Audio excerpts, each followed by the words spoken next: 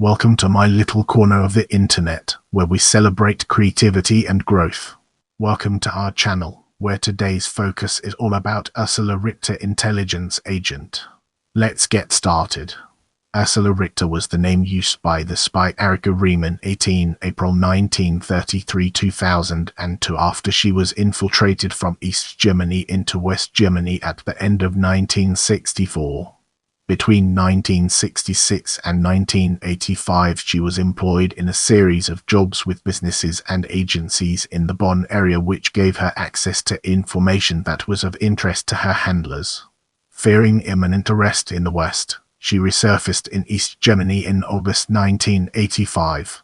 Her real employer during her 2 decades in West Germany was the Foreign Intelligence Service Hauptverwaltung Aufklärung HV, a branch of the East German Ministry for State Security, Ministerium für Staatssicherheit, Stasi. Let's zoom in on the real Ursula Richter and understand its implications.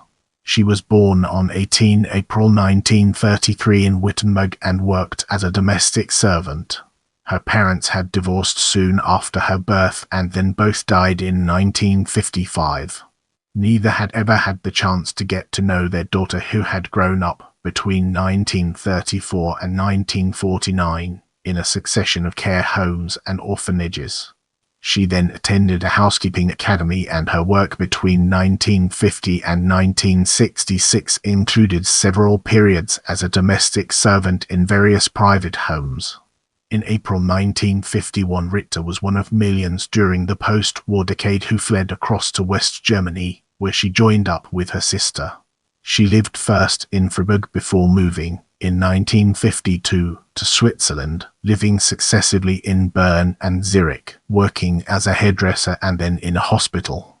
Later she went to London, where she worked as an au pair. She nevertheless kept up her contacts in West Germany.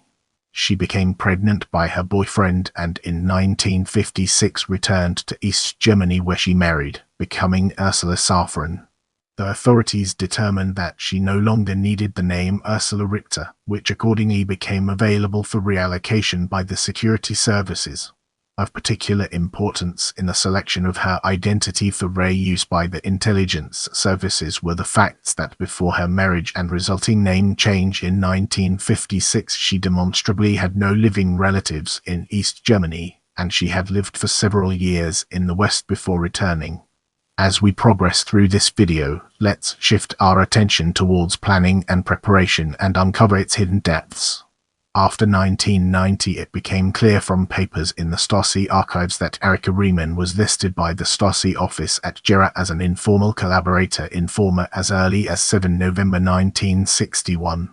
She was identified at this time under the code name I.M. Kern. Notes on her file indicate that her handlers believed she was motivated not by money or hope of advancement, nor as the result of pressure applied by the ministry, but by simple political conviction. At the Gera office she was handled by Department 15, which was the regional branch of the HVA espionage service. The Stasi selected Erika Reißmann for infiltration into West Germany because she was regarded as politically reliable, and she had almost no family ties in East Germany. Her parents and grandparents were dead. She had no contact with her brother. She was divorced and childless. In her early 30s, she was intelligent, committed, energetic, sociable, and young, but not too young. Reißmann's infiltration into West Germany, which she later related, was characteristically well planned and prepared. She was taken to East Berlin and taught the necessary Secret Service tradecraft. Topics included photography and secret message writing, encrypting and decoding radio messages, using characters on a specific radio frequency, and use of so-called dead letter drops for passing and receiving written messages. She learned to master the English language. The training also included several 2-week trips from East Berlin to West Germany during 1963 and 1964, using various false West German identities provided for the purpose. It was necessary to visit the places where Ursula Richter had lived and worked during her 5 years in the West in order to be able to incorporate knowledge of those places into the backstory she would use after 1965 when living as Richter in the West. There were trips to Bern, Zurich and the London area for the same purpose. After that, in the late summer of 1964, Reimann undertook a 6-week visit to Toronto in Canada, now finally using a false passport in the name of Ursula Richter. Her brief involved gaining local knowledge, purchasing a driving license, and undertaking an investigation into a certain liquor factory and the private situation of its director. Having completed this exercise, she returned to East Berlin for final preparations. All sorts of documents relating to the past life and employment history of Ursula Richter had to be created, along with a more recent certificate of employment, ostensibly provided by the director of a Toronto liquor factory. Now, it's time to shift gears and explore infiltration. At the beginning of December 1964, Ursula Richter relocated back to West Germany. Indications for the benefit of the West German authorities were that she had travelled directly from Toronto. In reality, she crossed from East into West Berlin, from where she continued by train to Bingen, some distance upriver from the West German capital. On to December 1964, she registered with the police at nearby Budenheim. She presented them with a passport which appeared to have been issued by the West German consulate in Toronto, explaining that she had been living and working in Toronto. The passport number was correct, but everything else about the document, which was a Stasi production, was false. The passport number related to a genuine passport issued to a German housewife by the Toronto consulate back 1963. Olga Olga Witt had been born back in 1906. By the time the West German consulate in Toronto had issued her with a replacement in 1963, Mrs. Yacht had already lived in Canada for more than 10 years, so there would have been nothing remarkable about her having acquired the passport from a consulate overseas. With the support of the usual panoply of forged tax and insurance documents, Ursula Richter's residency back in West Germany was completed, and the first step in her infiltration had been successfully concluded.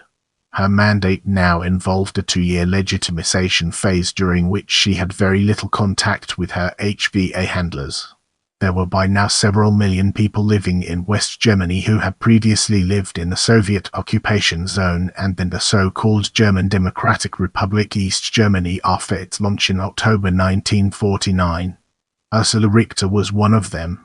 Ursula Richter moved house several times during 1965. By the end of the year, she was living in Bad Godesberg at an apartment in the Theodor-Litt Street.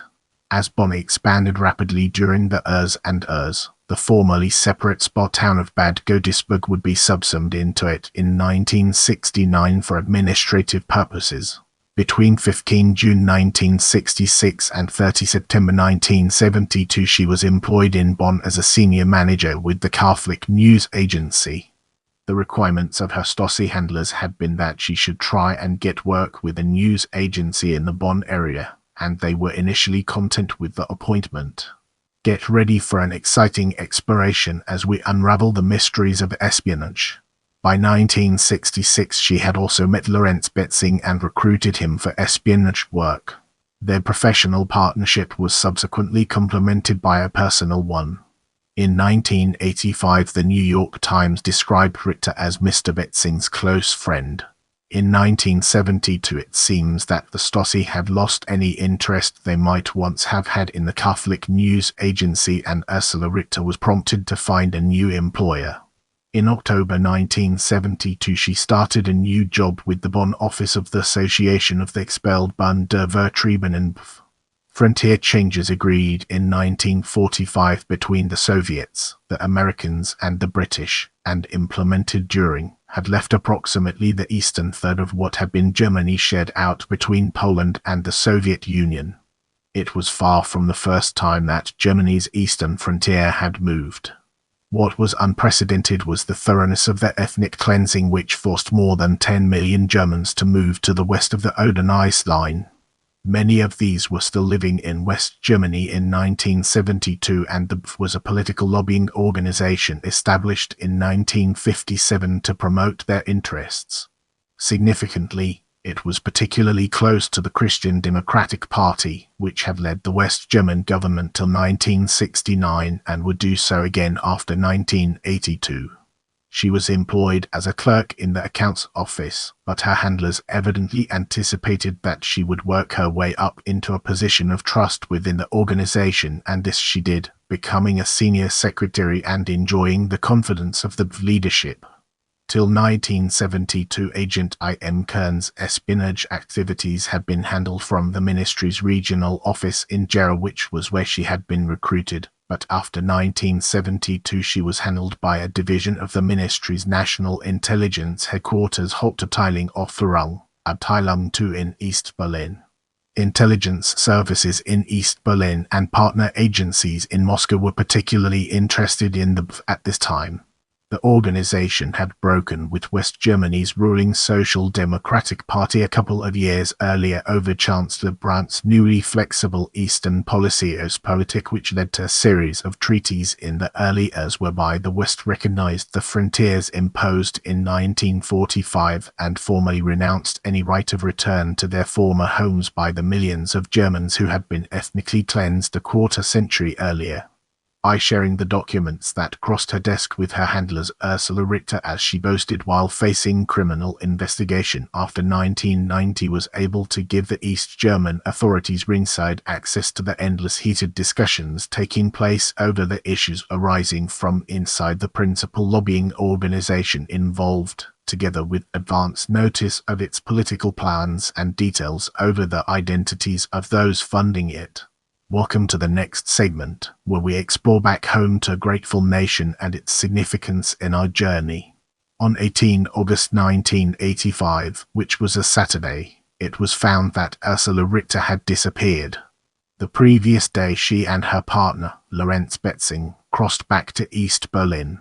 According to a newspaper report published at the time, she had been under surveillance from the Western intelligence services since the start of the year, as they sought to identify her contacts and the extent of any spy network with which she was involved. Other sources contend that West German intelligence became aware that Ursula Richter and Lorenz Betzing were spying for East Germany from Horst and Gera in the middle of April 1985, and that prior to that date Richter and Betzing were under no suspicion. The guys knew that Richter and Betzing were involved in spying for East Germany because they had met up at the start of 1985 for a training session at which Ursula Richter appears to have been in charge. The Gauers may or may not have been double agents. Sources differ. Horst Gauer's death in 1988 in an East German prison, which may or may not have been a suicide, left a number of questions unanswered. But the information about Richter's espionage appears to have passed via Hans-Joachim Teitsch, who almost certainly was, at different times, providing information to intelligence services in both East and West Germany. The indication that Richter's activities were disclosed to the Western intelligence services via the guys appears to originate from research in subsequently discovered interrogation notes concerning other East German informants. At least one source links Richter's fear of imminent arrest to the defection, publicist the previous month, of Oleg Gordievsky, a senior and exceptionally well-informed Soviet KGB colonel who had apparently, as matters turned out, been passing sensitive intelligence to the West since 1974. The newfound belief that Gordievsky had been leaking the identities of Eastern spies to the West triggered a wave of paranoia in the intelligence services of the Soviet Union and her allies, partly because it was not at all clear whose cover might have been blown. In any event, Richter and Betzing were just two of a larger number of East German spies in West Germany who suddenly disappeared during August 1985. Johanna Ulbrich alias Sonia Lneberg had returned to East Berlin on 3 August 1985. Teitsch himself crossed back into East Berlin on 19 August 1985. On 24 October 1986, an investigating judge from the Federal Court in Karlsruhe issued a warrant for the arrest of Ursula Richter. She is strongly suspected of having undertaken Secret Service actions in Bonn against the Federal Republic of Germany on behalf of the intelligence services of a foreign power between December 1964 and 17 October 1985. The public prosecutor launched an investigation. Across the internal border, Ursula Richter had reverted to her former name and was living as Erika Reißmann in the Kpenich quarter of East Berlin. Supported by a monthly disability pension of 2718 marks, she had not returned to work. As late as October 1989, while the infrastructure of the East German surveillance state crumbled, her pension application was supported by a statement from the Deputy Minister for State Security. Comrade Erika Reißmann was sent across to the Federal Republic in 1964 as a Scoutschifferin.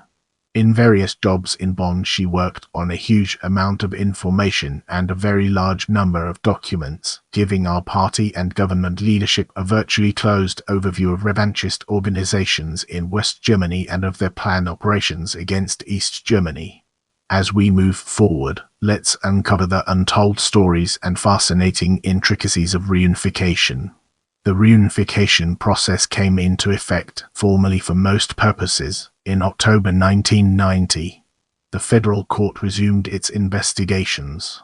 Reißmann was willing to testify about her activities as an intelligence agent, disclosing most of what she knew, and on 12 November 1990 the prosecuting authorities withdrew the arrest warrant against her.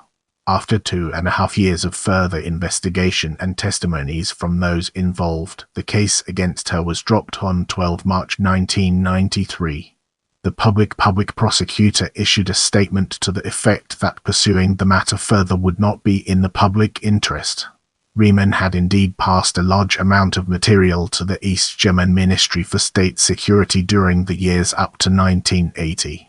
However, after she underwent a leg amputation in that year, her espionage activity had been greatly diminished, and it seemed that the East Germans had treated her as a social case.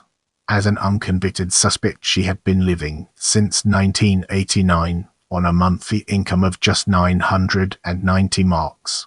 At the time of her disappearance in 1985, she had built up a balance of 72,000 marks in her account with the Bonn Sparkasse literally savings bank, which was presumed to represent payment for her espionage activity. This had been forfeited to the West German government. The defendant was required to contribute 67,138 marks to the accumulated costs of her own trial, which the court agreed could be paid back in monthly installments of marks. After 1999, the outstanding balance was written off. Erika Reißmann died at Kpenich in 2002. Some of the details of her life have emerged only after her death, as a result of continuing research in the Stasi archives. Don't forget to check out my other videos for more valuable content.